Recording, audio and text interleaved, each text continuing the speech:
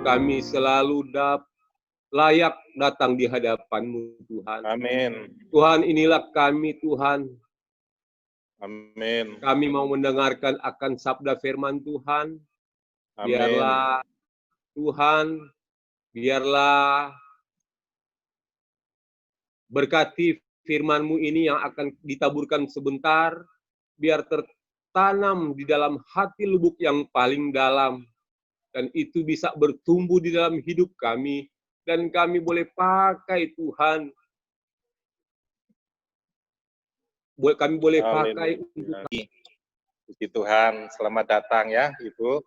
Dari keluarga akan mempersiapkan diri untuk masuk nanti di perjamuan kudus. Oleh sebab itu, sebelum kita masuk di dalam perjamuan kudus, kita akan merenungkan terlebih dahulu firman Tuhan. Kita berharap bahwa Tuhan akan membersihkan pikiran, tabiat, dan semua yang kita miliki, dan semuanya untuk kemuliaan nama Tuhan. Oleh sebab itu, saudara, kita akan merenungkan di dalam Injil Yohanes pasal 15, ayat 1 sampai ayatnya yang ke-8. Injil Yohanes pasal 15, ayat 1 sampai ayatnya yang ke-8. Sekali lagi, Injil Yohanes pasal 15 ayat 1 sampai ayatnya yang ke-8 tentang pokok anggur yang benar. Saya akan membacakan 3 ayat di depan, nanti ayat-ayat mulai 4 sampai 8, kita 1 sampai yang ke-8. Saya membacakan ayat 1 sampai yang ke-3. Akulah pokok anggur yang benar, dan Bapakulah pengusahanya. Setiap ranting padaku yang tidak berbuah, dipotongnya, dan setiap ranting yang berbuah, dibersihkannya, supaya ia lebih banyak berbuah. Kamu memang sudah bersih, karena firman yang telah kukatakan kepadamu. Ayat 4 sampai ayat yang ke-8, sebentar kita akan bahas bersama. Saudara-saudara yang dikasihi Tuhan, kita tahu bahwa seringkali Yesus itu mengajar murid-muridnya secara tersendiri. Jadi seringkali ada waktu-waktu tertentu di mana Yesus membawa murid-muridnya ke satu tempat yang sunyi, dan di sanalah Yesus mengajar para murid.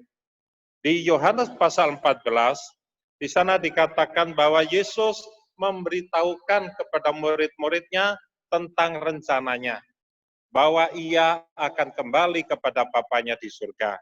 Pasal yang ke-15, saudara, Yesus juga mengajarkan kepada murid-muridnya dengan perumpamaan, yaitu perumpamaan tentang pokok anggur yang benar. Yesus mengajarkan kepada murid-muridnya bahwa ada 2 kategori orang percaya, yaitu yang pertama adalah ada orang percaya yang berbuah, dan yang kedua ada orang percaya yang tidak berbuah. Jadi ada 2 kategori orang percaya.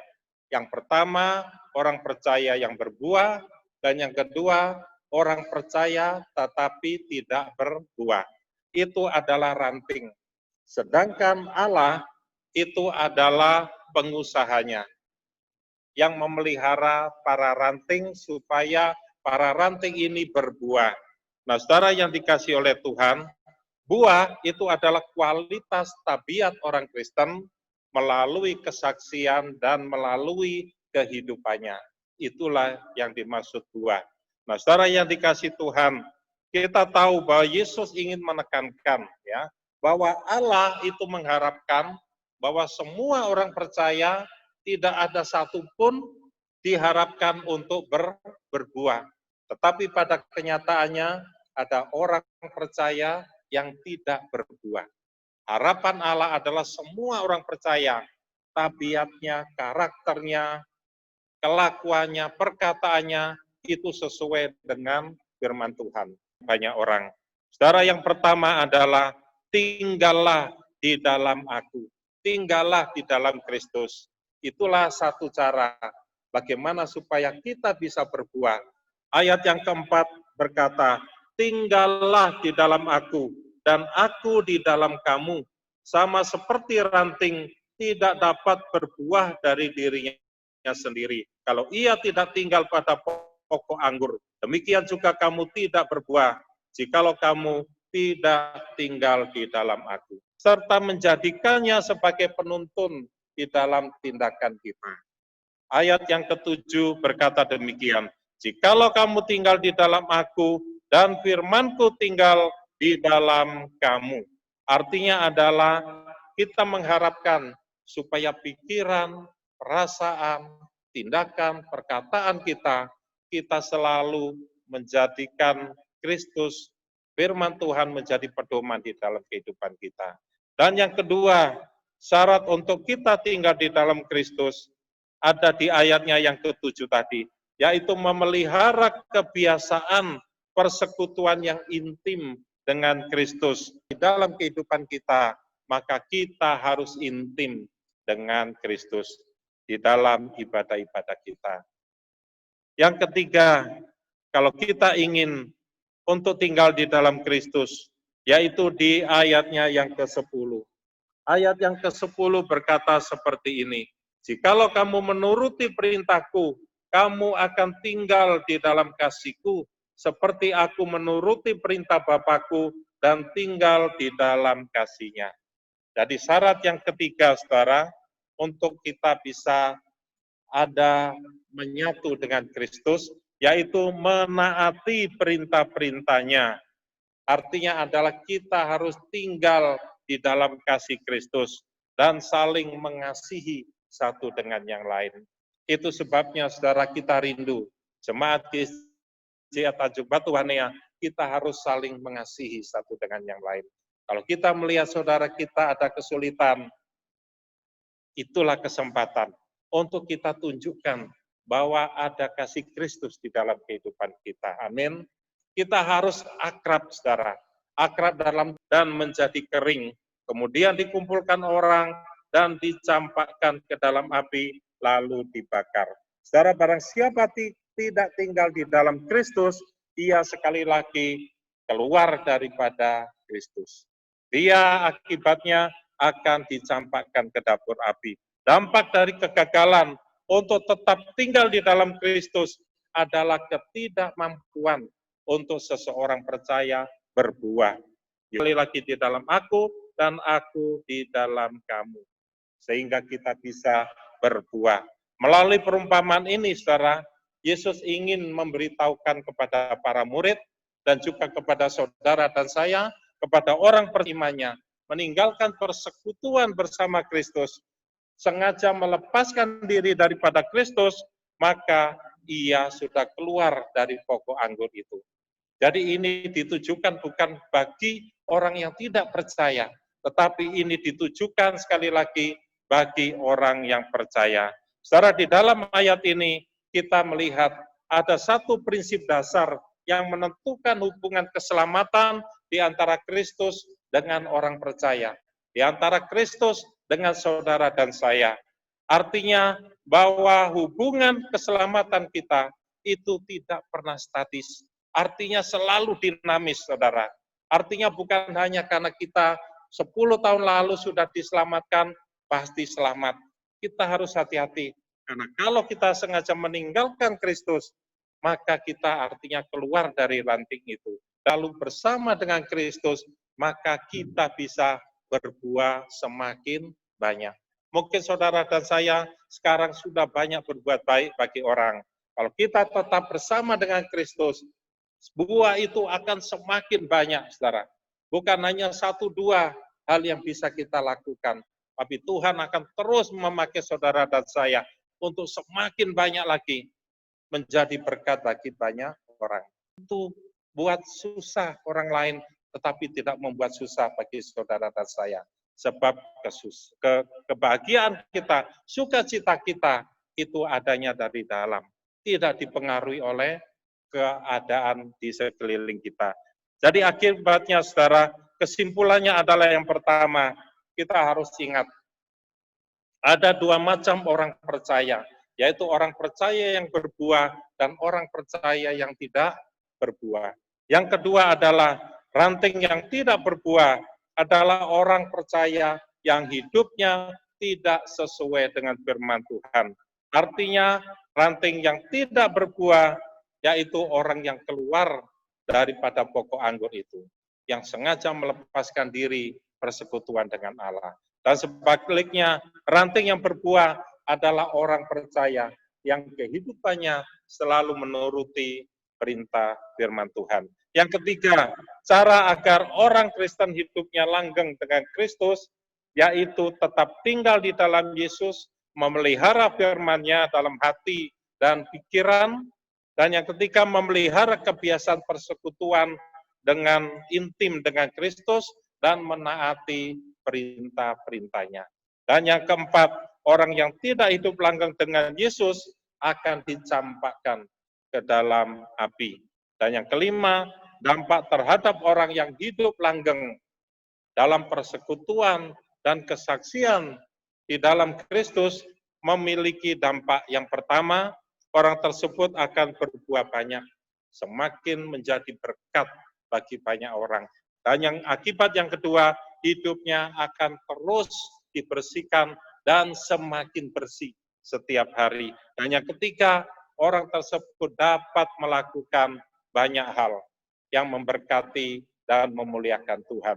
Dan yang keempat, akan terus dibersihkan oleh firman Tuhan dan menjadi murid Yesus. Dan yang kelima, yaitu semua doanya dijawab oleh Tuhan. Dan yang terakhir, sukacitanya menjadi penuh. Amin. Sekarang, mari kita tundukkan kepala.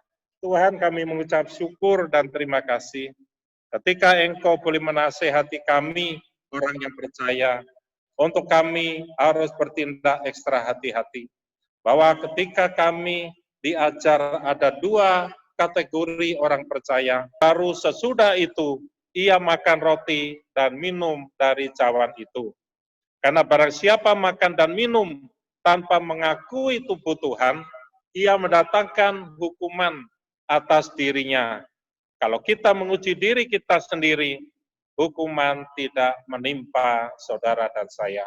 Saudara yang dikasihi Tuhan, sambil mempersiapkan roti dan hosti yang sudah dibagikan kepada Bapak Ibu dan juga kepada saya, maka kita menyanyikan satu pujian. Aku mau jadi roti yang terpecah bagimu, aku mau jadi anggur yang tercurah bagimu. Bapak Ibu yang di rumah boleh mempersiapkan hosti dan anggur yang sudah dibagikan kepada Bapak Ibu, sementara yang di gereja, Ibu Moi akan membagikan elemen daripada perjamuan kudus ini. Sambil mempersiapkan diri, kita nyanyikan pujian, aku mau jadi roti, aku mau jadi anggur. Ibu Koni boleh memimpin. Aku mau jadi anggur yang tercurah bagimu. Aku mau jadi saksi memberitakan Injilmu, melayani lebih sungguh. Aku mau jadi roti lebih sungguh, melayani lebih sungguh, melayani lebih sungguh, mengambil roti, dan sesudah itu ia mengucap syukur atasnya. Ia memecah-mecahkannya dan berkata, inilah tubuhku yang diserahkan bagi kamu. Perbuatlah ini menjadi peringatan akan aku. Saudara-saudara, kita makan dengan iman di dalam nama Tuhan Yesus Kristus.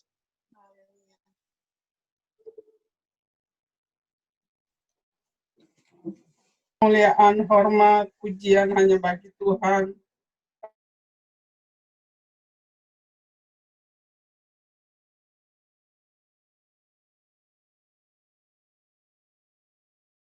cawan sesudah makan. Lalu ia berkata, cawan ini adalah perjanjian baru yang dimeteraikan oleh darahku. Perbuatlah ini setiap kali kamu meminumnya menjadi peringatan akan aku. Saudara, kita minum dengan iman dalam nama Tuhan Yesus Kristus. Haleluya, haleluya. Haleluya. Terima kasih Tuhan. Terima kasih. Engkau sudah memberikan nyawamu. Engkau sudah memberikan tubuhmu. Engkau sudah memberikan darahmu. Tercurah bagi hidup kami. Terima kasih Tuhan Yesus. Sekali lagi kami mengucapkan terima kasih. Engkau telah menebus hidup kami. Takkan berguna bila melayani Tuhanku. Glory, glory, haleluya, haleluya. Bapa di surga, kami mengucap syukur buat selesainya ibadah kami, Tuhan. Engkau telah tolong dari permulaan pertengahan sampai selesainya. Terima kasih Tuhan, memberkati kami semua, memberkati juga Pak Gembala yang sudah menyampaikan kebenaran firman-Mu, meteraikan firman dalam kehidupan kami Tuhan, sehingga itu menjadi benih-benih yang hidup dalam kehidupan kami. Terima kasih Tuhan, sebentar kami akan berpisah satu dengan yang Engkau tolong kami juga Tuhan. Kau sertai kami dalam perjalanan pulang ke rumah dengan selamat sejahtera. Tuhan, kami angkat secara khusus sebagai bangsa kami Tuhan pada saat ini ke dalam tangan-Mu. Kemarin Kau melihat Tuhan bangsa kami dalam situasi yang saat ini sedang terjadi Tuhan. Kesejahteraan daripada melewat bangsa kami di dalam nama Tuhan. Gereja-gereja juga menjadi berkat bagi bangsa kami juga Tuhan. Dia terutama Tuhan masih banyak orang yang belum mengenal Engkau Tuhan. Mayoritas bangsa kami terdiri dari berbagai agama. Biar Engkau Tuhan dengan kuat kuasa-Mu menyatakan diri bahwa hanya di dalam nama Tuhan Yesus ada keselamatan. Nyatakan itu Tuhan pada bangsa kami di dalam nama Tuhan Yesus. Agumi,